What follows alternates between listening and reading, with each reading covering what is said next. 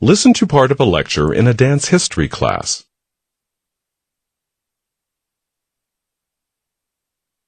As we've been studying, ballet, the classical ballet, is based on formalized movements, specific positioning of the arms, of the feet, and the body. So, now let's move on to modern dance, also known as theatrical dance.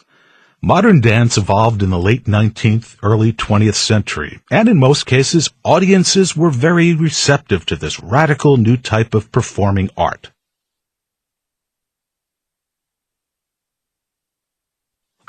What made modern dance so radical? Well, for example, I think the best analogy to modern dance is modern art or modern music. Compared to their classical predecessors, these newer art forms are freer, more experimental, more improvisational.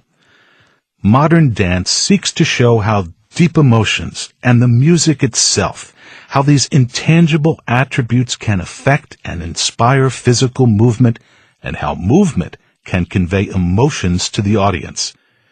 As I said, in classical ballet, emotions are conveyed through a set of strictly formalized movements. Now, a pioneer of modern dance was Isadora Duncan, who was born in 1878. Isadora Duncan did study ballet briefly as a child, but she quickly developed her own unique style, which she called free dance. And by age 14, she was teaching her free dance to young children and giving recitals. Her early dance technique was loosely based on the natural movements of children, running, skipping, acting out stories, also on motions from nature, waves crashing onto shore, trees swaying in the wind. Her expressive gestures were motivated from within rather than being dictated by strict technique. Duncan also wore her hair down. Ballerinas typically wear their hair in a tight bun behind the head. And instead of the short, stiff skirts and rigid toe shoes worn by ballerinas, Duncan wore loose, flowing tunics, and she danced barefoot. Now that was something her audiences had never seen before. Duncan performed in Paris and other European cities, dancing to the music of classical composers, but avoiding set movements and steps. No two performances were alike, and audiences, for the most part, adored her. In 1904, she opened a school of modern dance in Berlin, and the next year she performed in Russia. But the Russian critics were not very kind. Some said Duncan's art form was closer to pantomime than to dance, but her style was a clear rebellion against ballet, and ballet is extremely important in Russia. A question. Julie.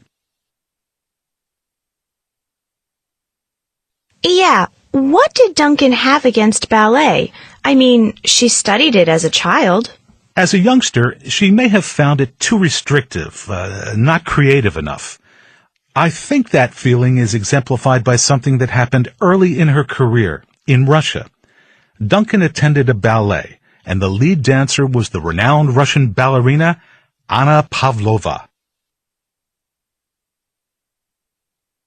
The following day, Pavlova invited Duncan to watch her practice. Duncan accepted, but was appalled by what she saw. To her, the exercises that Pavlova and the other ballerinas were doing seemed painful, even harmful, standing on tiptoe for hours, moving their bodies in unnatural ways.